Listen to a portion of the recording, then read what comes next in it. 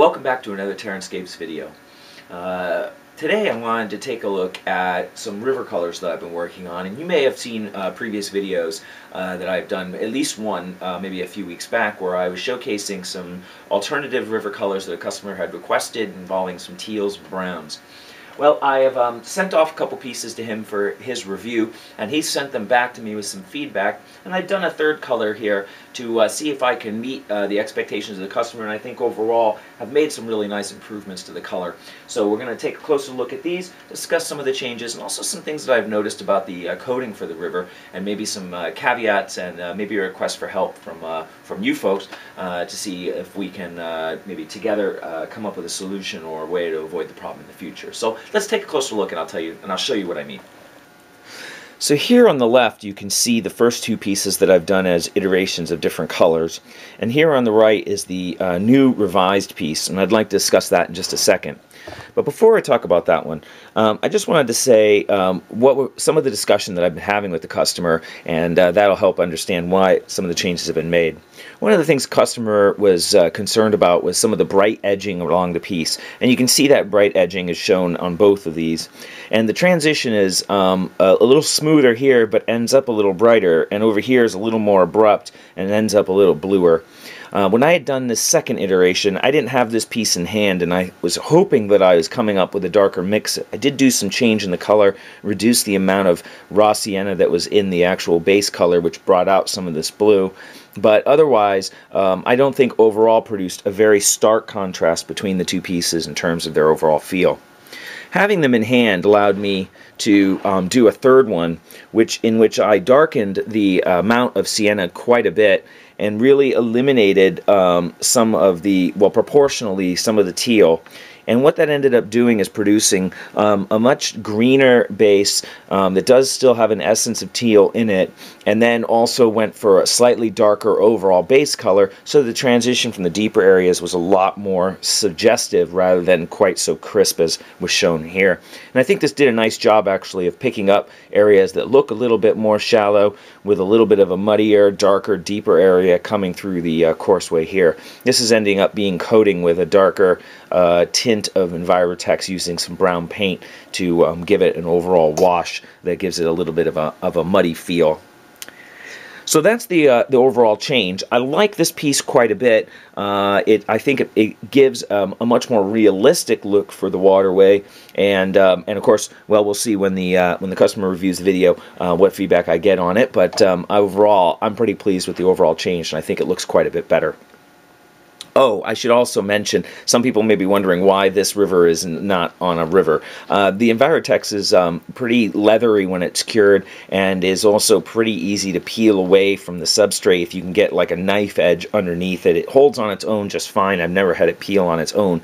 But if you can get up underneath it, then you can peel it right off, although it does tear up all the edges because it binds so strongly to the flock and to the sanded areas.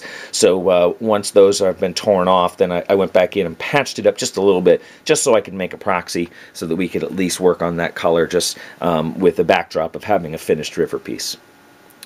So that's the colors. The second thing I wanted to talk about was the actual coating, the Mod Podge that I put down.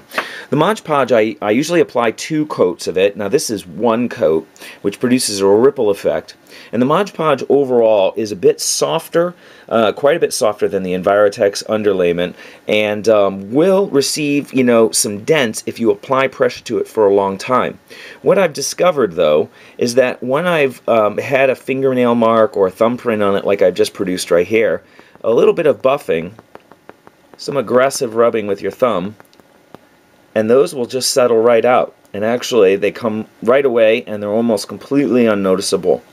I've also done an experiment where I set a paint pot on it with a little bit of weight, and that produced some creases in the Mod Podge, and then over time, actually over the next couple days, those creases just sort of softened and went away on their own.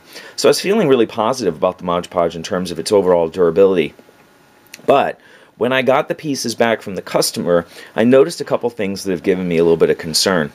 First, the original piece, when I sent it, wasn't fully cured. And if you take a look, let me see if I can get the reflection in the light. Here you can see a little bit, and here you can see. It actually picked up some marks from the bubble wrap.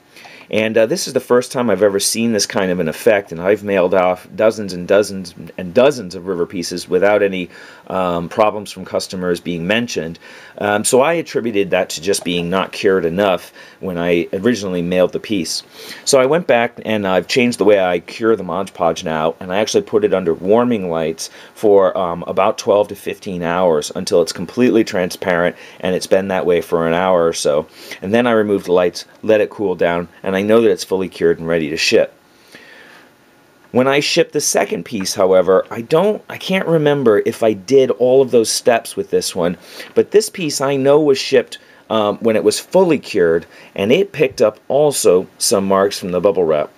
Now the only thing I can think of that might have attributed this to this piece is that when the customer wrapped it, he wrapped it very tightly in the box. It was packed with a lot of crumpled butcher paper and was pressed into the box so firmly that the piece had actually came shipped a little bent, and actually it's still got a little warp from that shipping.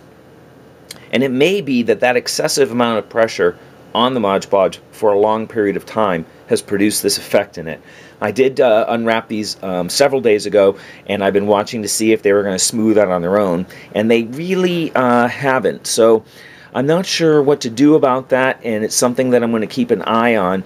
And I want to stress that if anybody has received a piece from me and it has any ill effects on it from any kind of storage or transportation, I'd like to be notified right away so that I can adjust either what I'm doing or the kinds of products that I'm using on the rivers. But like I said, this is the first I've been notified of this, and I've shipped dozens of pieces, both modular boards and river pieces with the Mod Podge coating.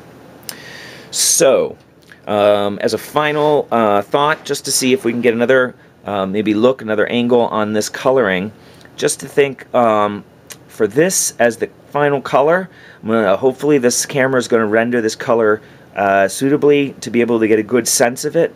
I've been trying to shoot with a combo of lights, whether it's both fluorescent and then incandescent on it, so that I can hopefully get a better color rendering from the camera, because the camera's auto color correction can be a little wonky.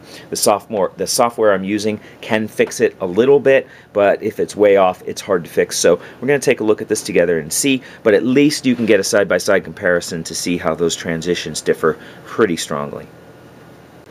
So I hope you've enjoyed this video taking a look at some of the watercolor that I'm working on at the moment, and I'm hopeful that each time I'm doing one of these iterations of this color, I think it's improving, and I'm excited to kind of come up with an alternative color scheme for those people who aren't really interested in the sort of classic idealized blue, but would like something a little bit more true to color in the real world, as most rivers actually are a pretty good combo of green and brown rather than the actual blue that we often think of when we associate color with rivers.